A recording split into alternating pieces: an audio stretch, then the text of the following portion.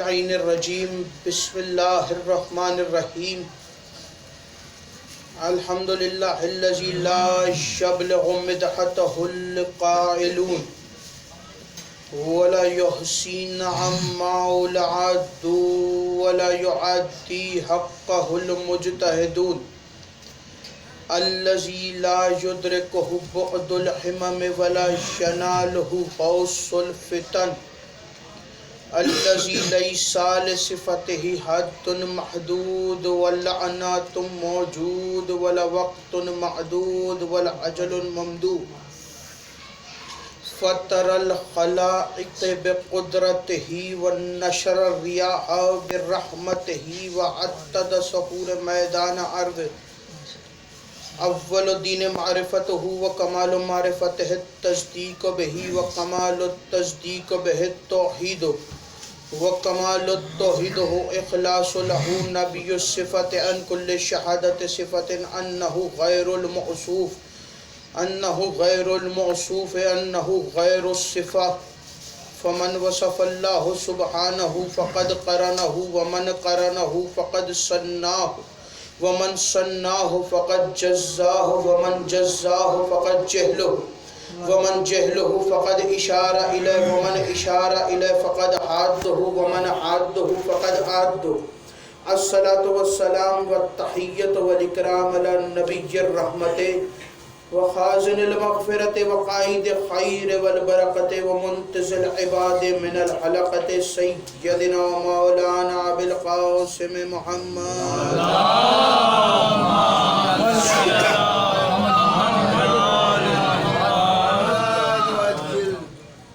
اما بعد فقد قال اللہ سبحانہ وتعالی فی کتابہ المجید وفرقانہ الحمید وقولہ الحق بسم اللہ الرحمن الرحیم انا اعطیناک الکوثر صلوات باواز بلند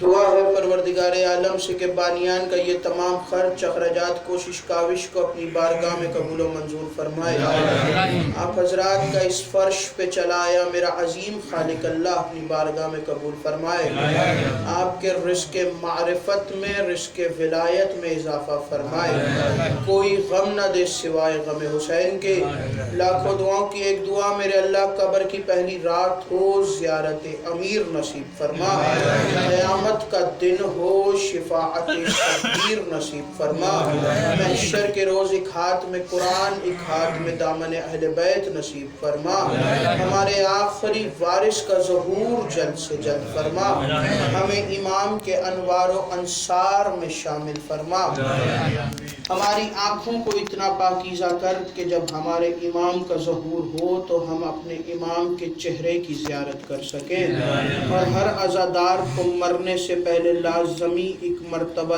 تمام زیارات مقدسہ کی زیارت نصیب فرما تمام دعاؤں کو قبولیت تک پہنچائیں سہارا درود کریں ایک دفعہ مل کے سارے بلند آواز سے صلوات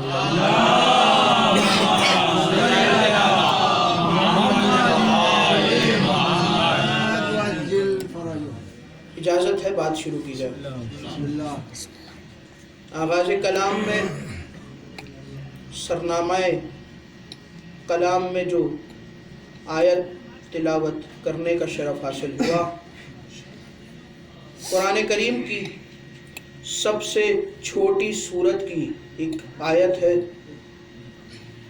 اور یہ چھوٹی سورت اتنی چھوٹی ہے کہ اس کے اندر کل 3 آیتیں موجود ہیں سب سے بڑی سورت سورہ بقرہ سب سے چھوٹی سورت سورہ کوثر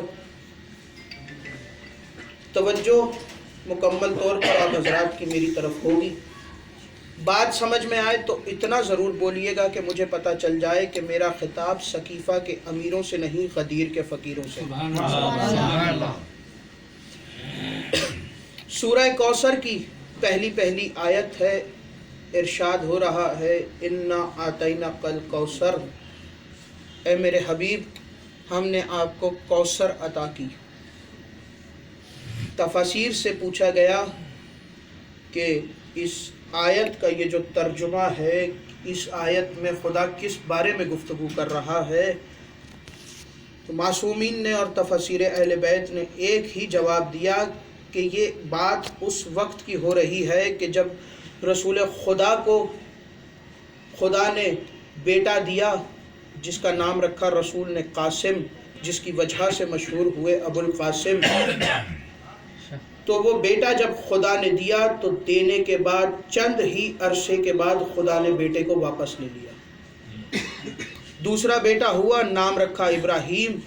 خدا نے اس بیٹے کو بھی جلد ہی اپنی بارگاہ میں بلا لیا۔ کافروں نے، مشرکوں نے کہنا شروع کر دیا کہ معاذ اللہ ثم معاذ اللہ، اے محمد آپ ابتر ہیں۔ جب یہ کہنا شروع کیا تو امام فرماتے ہیں، معصومین فرماتے ہیں، تفاسیر اہل بیت میں فرماتے ہیں کہ جب ابو جہل اور اس جیسوں نے رسول کو طعنہ دینا شروع کیا کہ اے محمد آپ ابتر ہیں، آپ کی اولاد آگے کیسے بڑھے گی؟ اولاد تو بیٹے سے بڑھتی ہے، آپ کا کوئی بیٹا نہیں ہے، آپ کی نبوت آپ کی وفات کے بعد ختم ہو جائے گی، آپ کے اس دین کو آگے کون بڑھائے گا؟ تو ابھی رسول نے ارادہ کیا کہ آگے سے کچھ بولے، لیکن وہ ما ینطق عن الہوا ہے، وہ بغیر وحی کے کچھ نہیں بولتا، اس کے اذن کے بغیر وہ کچھ نہیں بولتا۔ ابھی رسول نے ارادہ کیا تھا کہ رسول اپنے لبوں کو جنبش دیں، لیکن رسول کو اپنے قدموں میں جبرائیل کے پروں کی سرسراہٹ محسوس ہوئی۔ جیسے ہی رسول نے قدموں کی طرف دیکھا تو جبرائیل ہاتھ باندھے ہوئے کھڑا تھا۔ جبرائیل نے سلام عرض کیا اور سلام عرض کرنے کے بعد کہا کہ اے میرے حبیب، خدا سلام کر رہا ہے اور سلام کے بعد خدا کہہ رہا ہے کہ اے میرے حبیب، ان کے اس بات کا کہ یہ جو آپ کو کہتے ہیں کہ معاذ اللہ آپ ابتر ہیں، ان کی اس بات کا آپ کوئی جواب نہ دیجئے گا، ہم آپ کو کوثر عطا کریں گے، یعنی کہ ہم آپ کو فاطمہ عطا کریں گے۔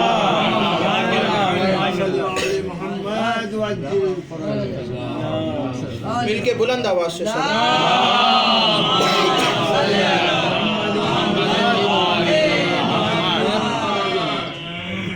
تفسیر کا نام ہے تفسیر الخطاب، حضرت علامہ نقی نقن صاحب کی لکھی ہوئی ہے۔ جب اس تفسیر کو میں نے کھولا اور اس تفسیر کے اندر سورہ کوثر کی ذیل میں جب میں گیا تو سورہ کوثر کی ذیل میں علامہ صاحب نے ایک چیز لکھی ہوئی تھی، وہ آپ کے حوالے کرتا چلوں۔ علامہ صاحب نے لکھا کہ لوگ سمجھتے ہیں کہ سورہ کوثر میں جس کوثر کی عطا کرنے کی بات ہو رہی ہے، یہ کوثر کوئی اور نہیں بلکہ کوثر جو جنت کی نہر ہے اس کا ذکر ہو رہا ہے، لیکن انہوں نے کہا کہ یہاں پہ یہ جنت والی کوثر کی بات نہیں ہو رہی۔ بات ہمیشہ وہ کی جاتی ہے جس چیز کا ماحول ہو، بات ہمیشہ اس وقت وہ کی جاتی ہے کہ جس کا کبھی ماحول ہو۔ وہاں پر جب یہ آیت اتری تو تب کہیں بھی دور دور تک جنت کا ذکر نہیں تھا۔ جب یہ آیت اتری تو مدینے والے مشرک، مکے والے مشرک رسول کو طعنہ دیتے تھے، تب یہ آیت نازل ہوئی تو کوثر کا مطلب اور کچھ نہیں، رسول کی بیٹی بطول ہے۔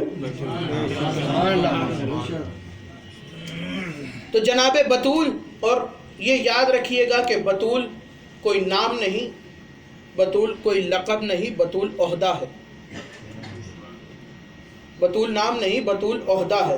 جیسے مردوں میں رسالت، امامت اور ولایت کا عہدہ ہوتا ہے، ایسے ہی مستورات میں بطول ایک عہدہ ہے۔ اور پوری کائنات میں صرف 2 ہی مستورات ایسی ہیں جو بطول کے اس عہدے پر فائز ہے۔ پہلی ہستی کا نام ہے عیسیٰ کی ماں مریم اور دوسری ہستی کا نام ہے حسین کی ماں زہرا۔ اور دنیا نے بڑی کوشش کی کہ مریم اور زہرا کا تقابل کیا جائے، مریم اور زہرا کا تقابل کرنے کے بعد مریم کو افضل کہلایا جائے، لیکن ایسا ہو نہیں سکتا کہ مریم زہرا سے افضل نکلے، اس لیے کہ مریم بطول صغرا ہے، زہرا بطول کبرا ہے۔ توجہ میری طرف رکھیے گا، مریم بطول صغرا ہے، زہرا بطول کبرا ہے۔ مریم کا ایک پسر معصوم ہے، زہرا کے 11 بیٹے معصوم ہے۔ مریم کا ایک پسر معصوم ہے، زہرا کے 11 بیٹے معصوم ہے۔ توجہ میری طرف رکھیے گا، مریم کے لیے جنت سے کھانے آتے ہیں، زہرا کے گھر سے روٹیاں پک پک کے جنت میں جاتی ہیں۔ मरियम के लिए जन्नत से खाने आते हैं, ज़हरा के घर से रोटियां पक पक के जन्नत में जाती हैं। और तारीख कहती है कि मरियम अपने हुजरे में तशरीफ़ फरमा थी कि अचानक हुजरे में एक फरिश्ता नमूदार हुआ और जनाब मरियम ने कहा कि मैं तुझसे खुदा की पनाह चाहती हूँ, अगर तू मुत्तकी नहीं है तो तू मेरे हुजरे में क्या कर रहा है? तो फरिश्ते ने कहा कि मैं खुदा का भेजा हुआ रसूल हूँ, मैं रब का भेजा हुआ रसूल हूँ और आपको बेटा देने आया हूँ। मैं रब का भेजा हुआ, तवज्जो रखिएगा इस जुमले पर, मैं रब का भेजा हुआ रसूल हूँ और आपको बेटा देने आया हूँ। मरियम के दरवाजे पर फरिश्ता आया और फरिश्ते ने आगे कहा मैं रब का भेजा हुआ रसूल हूँ और बेटा देने आया हूँ। लेकिन यही फरिश्ता ज़हरा के दरवाजे पर आया और इसने ज़हरा के दरवाजे पर दस्तक दी। अंदर से फिज़ा की आवाज़ आई, कौन है? तो बाहर से जिब्राइल ने कहा दर्जी हूँ, हसनैन के कपड़े देने आया। वहां बेटा देने जा रहा है, यहाँ कपड़े देने आ रहा है। और यहाँ जब भी दस्तक देता है तो कभी कहता है मिस्कीन हूँ, कभी कहता है मैं गरीब हूँ, कभी यतीम हूँ। और जब इमाम अली नक़ी अलैहिस्सलाम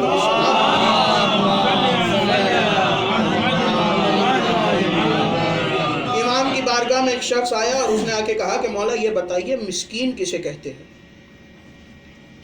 तो इमाम ने फरमाया कि तुम्हारी नज़र में मिस्कीन किसे कहते हैं, तुम बयान करो। तो उसने कहा कि मौला मेरी नज़र में तो मिस्कीन उसे कहते हैं कि जिसके वालिदैन इस दुनिया से चले जाए।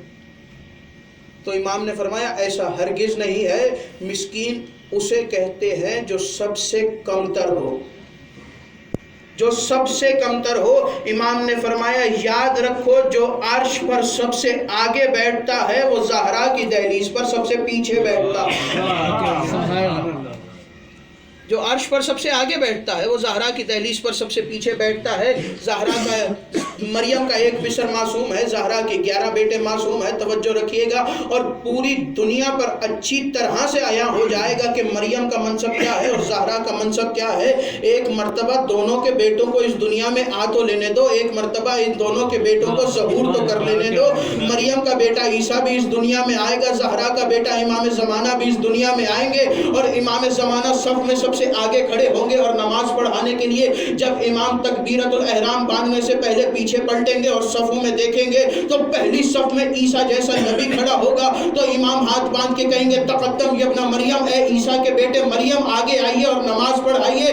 उस वक्त जनाब ईसा हाथ बांध के कहेंगे मेरी क्या जुर्रत, मैं ज़हरा के बेटे को नमाज पढ़ाऊँ। तवज्जो रखिएगा, मेरी क्या जुर्रत, मैं ज़हरा के बेटे को नमाज पढ़ाऊँ, मेरी क्या जुर्रत, मैं ज़हरा के बेटे को नमाज पढ़ाऊँ। उस पूरे भरे मजमे में जनाब ईसा एक एक को मुखातिब करके कहेंगे दुनिया वालों अपना अकीदा दुरुस्त करो, जिसका आखिरी बेटा ईसा जैसे नबी के पीछे नमाज नहीं पढ़ता उसका बाप किसी बुत परस्त के पीछे नमाज।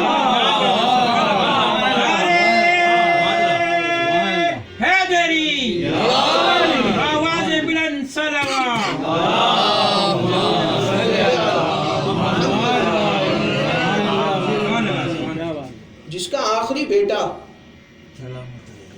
ईसा जैसे नबी के पीछे नमाज नहीं पढ़ता उसका बाप और उसका शौहर किसी बुत परस्त के पीछे नमाज कैसे पढ़े। दहलीज़ ज़हरा आम दहलीज नहीं। मुझे जो हुक्म हुआ था उसके हिसाब से वक्त निहायत ही कम बचा है। तवज्जो रखिएगा, आखिरी लम्हात में मैं फ़ज़ाइल के दाखिल हो रहा हूँ। दहलीज़ ज़हरा आम दहलीज नहीं है, ये वो दहलीज है कि जहाँ रसूल के जलीलुल क़द्र सहाबा बैठा करते थे। और सहाबी भी ऐसे वैसे नहीं, वो सहाबी के जिनमें सलमान शामिल है, जिनमें अबू ज़र, मीसम, मिक़दाद, अंबर शामिल हैं। जनाब सलमान के बारे में मशहूर है कि जनाब सलमान ज़हरा की दहलीज पर अपनी दाढ़ी से झाड़ू दिया करते थे। लेकिन इस जुमले को ठीक कर लीजिएगा कि झाड़ू नहीं देते थे, रात के गिरे हुए सितारे अपनी दाढ़ी में पिरोते थे। रात के गिरे हुए सितारे अपनी दाढ़ी में पिरोते थे। एक दिन जनाब सलमान बिला मामूल जो उनका मामूल था उसी के मुताबिक जनाब ज़हरा की दहलीज पर मौजूद थे और सजदा कर रहे थे। एक शख्स गुजरा और उसने गुजरते हुए कहा कि सलमान, जब अजान होती है तो मस्जिद में क्यों नहीं आते, पहले ज़हरा की दहलीज पर क्यों आते हो? तो जनाब सलमान ने उसकी तरफ देखा और देख के कहा कि मेरी सिदरतुल मुंतहा है,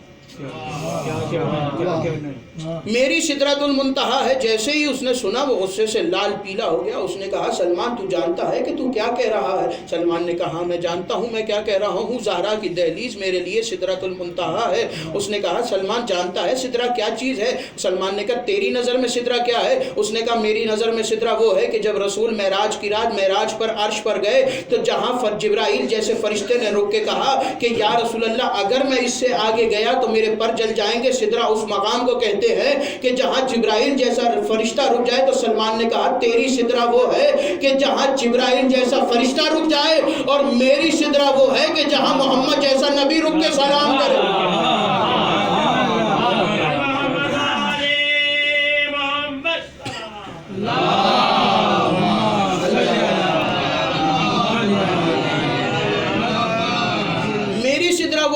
कि जहां मोहम्मद जैसा नबी रुक के सलाम करे। वो गुस्से से पागल हो गया और दौड़ा मस्जिद की तरफ, रसूल को मिंबर पर पाया और रसूल के करीब गया। रसूल के कदमों को हाथ लगाने के बाद कहा, या रसूल अल्लाह, बूढ़ा होने की वजह से देर से नहीं आता, बल्कि इसलिए मस्जिद में देर से आता है सलमान कि मस्जिद में जब अजान होती है तो अजान से पहले, नमाज पढ़ने से पहले दहलीज सैयदा पर जाता है। तो रसूल ने कहा, बुलाओ सलमान को, अभी पता कर लेते हैं कि क्या माजरा है। सलमान को बुलाया गया। रसूल ने कहा, सलमान ये बताओ कि जब आज़ान होती है तो आज़ान में मस्जिद की तरफ बुलाया जाता है, तुम ज़हरा की दहलीज पर क्यों जाते हो? आज़ान में मस्जिद की तरफ बुलाया जाता है, तुम ज़हरा की दहलीज पर क्यों जाते हो? तो सलमान ने अपने दोनों हाथों को जोड़ा और जोड़ के आहिस्ता से रसूल के कान में कहा, या रसूल अल्लाह, मैं ज़हरा की दहलीज पर इसलिए जाता हूँ कि मैं आपके इन प्यारे प्यारे सहाबियों को समझाना चाहता हूँ कि जब तक अल्लाह मस्जिद में राजी नहीं होता, जब तक घर में बतूल राजी ना हो जाए। अल्लाह तब तक मस्जिद में राजी नहीं होता जब तक ज़हरा घर में राजी ना हो जाए। रिवायात कहती हैं कि कम से कम 6 महीने और ज़्यादा से ज़्यादा 17 महीने रसूल ने ज़हरा की दहलीज पर खड़े होकर सलाम किया। रसूल ने बीबी की दहलीज पर खड़े होकर सलाम किया है। रिवायात कहती हैं कि ये सलाम ऐसा सलाम नहीं था कि सलाम करते हुए गुजर जाते थे, हरगिज़ ऐसा सलाम नहीं था, बल्कि जब सलाम करने के लिए रुकते तो पूरा मदीना रसूल को सलाम करता हुआ देखता। और एक वक्त सलाम नहीं करते, जब 5 नमाजें पढ़ते थे तो जाते हुए भी सलाम करते थे और वापसी पर भी सलाम करते थे। और रसूल सलाम करने के लिए जब मस्जिद में जाने लगते तो ज़हरा के दर पर खड़े होते और दर पर खड़े होने के बाद दरवाजे की तरफ रुख करते, मेरी तरफ देखिएगा, दरवाजे की तरफ रुख करके रसूल सलाम करते, अस्सलामु अलैका या अहले बैत नबुव्वा, अहले बैत नबुव्वा, तुम पर मेरा सलाम हो। उसके बाद तारीख कहती है कि रसूल अपने हाथ, दोनों हाथ दुआ के लिए बुलंद करते और अपने दोनों हाथ दुआ के लिए बुलंद करके फरमाते कि मेरे अल्लाह, इनका दोस्त मेरा दोस्त है, इनका दुश्मन मेरा दुश्मन है, जिसने इनको नाराज किया उसने मुझे नाराज किया। और रसूल दुआ मांगने के बाद फिर मस्जिद में जाते और नमाज पढ़ते। कम से कम 6 महीने, ज़्यादा से ज़्यादा 17 महीने। एक सहाबी कहता है कि मैंने देखा कि रसूल इतना एहतराम करते थे ज़हरा का कि जब ज़हरा को आता देखते तो अपनी जगह छोड़ देते, जब बीबी को आता देखते तो अपनी जगह छोड़ देते। वो कहता है कि एक दिन मैंने देखा कि रसूल जनाब ज़हरा के दर पर गए और जब दरवाजे पर गए तो दरवाजे की कुंडी इतनी आहिस्ता बजा रहे थे कि हमें आवाज़ नहीं आ रही थी। सुभान अल्लाह। इतनी आहिस्ता बजा रहे थे कि जो करीब खड़े हैं हमें आवाज़ नहीं आ रही थी। अब ज़रा आप जवाब दीजिए कि अगर आप किसी के घर जाएं और उसके दरवाजे की कुंडी को खटखटाएं तो इतनी ज़ोर से तो खटखटाएंगे ना कि जो घर के अंदर मौजूद है उसे आवाज़ चली जाए। सहाबी कह रहा है कि रसूल इतनी आहिस्ता बजा रहे थे कि हमें तक आवाज़ नहीं आ रही थी। तो मेरा दिल कहता है कि अगर उस वक्त किसी ने रसूल से सवाल किया होता कि या रसूल अल्लाह, आप इतनी आहिस्ता कुंडी क्यों खटखटा रहे हैं कि हमें आवाज नहीं आ रही, तो घर के अंदर क्या आवाज जाएगी? तो हो सकता है रसूल जवाब देते कि मैं इसलिए आहिस्ता कुंडी खटखटा रहा हूं कि कहीं ऐसा ना हो कि कुंडी की आवाज सुन के भी ज़हरा डर जाए, कहीं ऐसा ना हो कि कुंडी की आवाज सुन के भी ज़हरा डर जाए। جس دروازے پر کم از کم 6 مہینے زیادہ سے زیادہ 17 مہینے رسول نے سلام کیا، بعد شہادت رسول ابھی چند دن گزرے تھے کہ کچھ لوگ آگے شور کرنے لگ گئے کہ علی کو باہر بھیجو نہیں تو دروازے کو آگ لگا دیں گے۔ خدا کسی غم میں نہ رلائے سوائے غم حسین کے۔ عزادارو جی بھر کے گریا کر لینا، جی بھر کے پرسا کر لینا، اگلے برس وہی روئے گا جو موجود ہوگا۔ عزادارو کبھی بھی رونے میں شرمانا نہیں، اور آج رو رو کے مولا حسین سے کہنا کہ مولا ہم آپ کو آپ کی ماں کا پرسا دیتے ہیں، آپ کی اس ماں کا پرسا دیتے ہیں کہ جو آپ کا پرسا لینے گھر گھر جاتی ہے۔ عزادارو کل ایک جگہ مجلس پڑھ رہا تھا تو میں نے ایک جملہ کہا، سنیں گے جملہ؟ آپ کے سماعتوں کی نظر کر رہا ہوں، اگر برداشت ہو جائے تو سن لیجئے گا۔ 4 ہستیاں اہل بیت میں ایسی ہیں کہ جن کی مظلومیت ہو بہو زہرا جیسی ہے۔ 4 ہستیاں ایسی ہیں کہ جن کی مظلومیت ہو بہو کوئی نہ کوئی مظلومیت ایسی ہے کہ وہ ہو بہو زہرا جیسی ہے۔ عزادارو جانتے ہو وہ 4 ہستیاں کون سی ہے؟ میں نام گنواؤں۔ پہلی ہستی کا نام ہے علی اکبر۔ عزادارو دادی اور پوتی میں ایک چیز، دادی اور پوتے میں ایک چیز مشتبہ ہے۔ جانتے ہو کیا مشتبہ ہے؟ دادی بھی اس دنیا سے 18 برس کی رخصت ہوئی اور پوتا بھی اس دنیا سے 18 برس کا۔ عزادارو دوسری ہستی کا نام ہے سکینہ بنت الحسین۔ جانتے ہو دادی اور پوتی میں کیا مشتبہ ہے؟ جانتے ہو کیا مشتبہ ہے؟ ایک چیز زہرا اور سکینہ میں مشتبہ ہے کہ زہرا کی کمر بھی جوانی میں جھک گئی اور سکینہ کی کمر بھی بچپنے میں جھک گئی۔ عزادارو دوسری ہستی کا نام ہے حسین ابن علی۔ جانتے ہو ماں اور بیٹے میں کیا مشتبہ ہے؟ ماں اور بیٹے میں ایک چیز مشتبہ ہے، جانتے ہو کیا؟ ماں کی پسلیاں بھی ٹوٹی ہوئی تھی اور حسین کی پسلیاں بھی توڑی گئی۔ عزادارو چوتھی اور آخری ہستی جس کا ذکر میں کرنے آیا تھا، عزادارو جملہ سن لینا، اگر برداشت ہو جائے تو مجھے معاف کر دینا۔ عزادارو جملہ سننا، چوتھی ہستی کا نام ہے زینب بنت علی۔ ماں اور بیٹی میں ایک چیز مشتبہ ہے کہ ماں بھی دربار میں گئی ہے اور بیٹی بھی دربار میں گئی ہے، لیکن بس ایک فرق ہے، ماں صحابی کے دربار میں گئی ہے اور بیٹی شرابی کے دربار میں گئی ہے۔ جب ماں دربار میں گئی تو ماں کے سر پر چادر موجود تھی، اور جب بیٹی دربار میں گئی تو بغیر چادر کے دربار میں آئی۔ جب بیٹی دربار میں گئی تو بغیر چادر کے دربار میں آئی۔ عزادارو دربار سے واپس پلٹی جناب زہرا، ابھی چند ہی لمحات گزرے تھے کہ کچھ لوگ دروازے پر جمع ہوئے اور آواز دینے لگے علی کو باہر بھیجو نہیں تو دروازے کو آگ لگا دیں گے۔ عزادارو یہاں پہ ایک سوال کرتے ہیں نا لوگ کہ اگر علی موجود تھے گھر کے اندر تو علی دروازے پر کیوں نہ آئے؟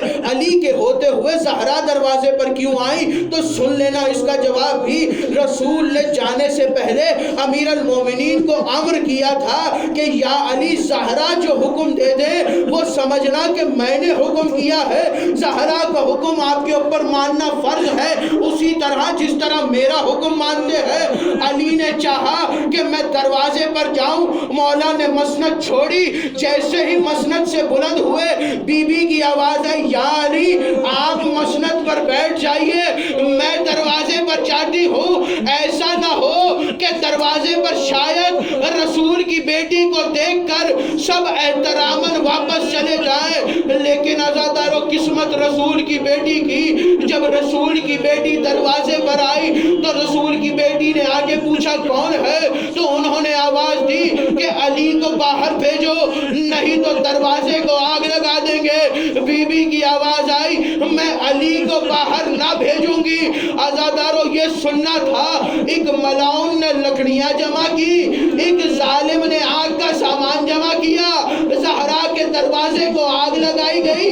یہاں پہ جملہ روک کے ایک جملہ پڑھو، آقائے مراشی نجفی اپنی کتاب میں مکاشفے لکھتے ہیں، ان کی وفات کے بعد ان کے مکاشفے چھپے اور ان مکاشفوں میں انہوں نے اپنی ہر امام سے ملاقات کا حال بیان کیا ہے۔ وہ کہتے ہیں کہ جب میری آخری امام سے ملاقات ہوئی تو میں نے دیکھا امام زمانہ مصلی پر بیٹھے ہوئے رو رہے ہیں اور دھاڑے مار مار کر رو رہے ہیں۔ میں نے دیکھا کہ امام رو رہے ہیں تو میں آگے بڑھا تو میں نے دیکھا کہ جہاں سجدے گاہ رکھتے ہیں اس کے برابر میں 5 لوہے کی میخیں رکھی ہوئی ہے۔ جب میں نے لوہے کی میخیں دیکھی تو میں نے پوچھا مولا یہ کون سی میخیں ہیں کہ جن کو آپ دیکھ دیکھ کر رو رہے ہیں؟ تو امام نے فرمایا مراشی کیا تم نے پہچانا نہیں یہ کون سی میخیں ہیں؟ تو وہ کہتے ہیں نہیں مولا میں نے نہیں پہچانا۔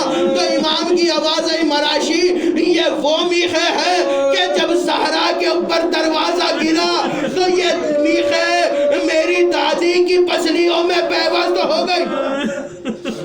عزادارو ایک ملعون چند قدم پیچھے ہٹا، جلتا ہوا دروازہ ہے، دروازے کے پیچھے زہرا ہے۔ عزادارو وہ توڑتا ہوا آیا اور اس نے آگے دروازے پر لات ماری، دروازہ گرنا تھا، دروازہ زہرا پہ آیا، زہرا در اور دیوار کے درمیان آئی۔ یہ سارے ملعون گھر کے اندر داخل ہوئے۔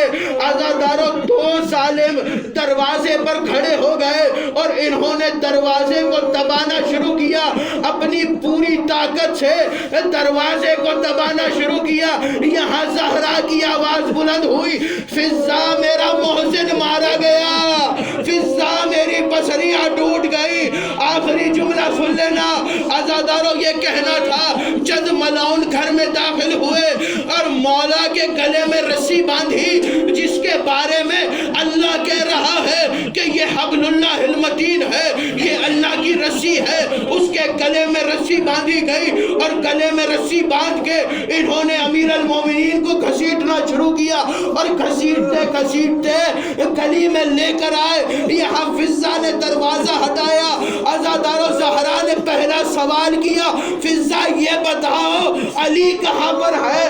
جملہ سنیں گے، زہرا پسلیوں کا درد بھول گئی، زہرا محسن کی شہادت بھول گئی۔ پہلا سوال کیا فضا علی کہاں پر ہے؟ فضا نے کہا بی بی مولا کو گلی میں لے کر چلے گئے۔ عزادارو بی بی نے کہا فضا میرا برقع لاؤ۔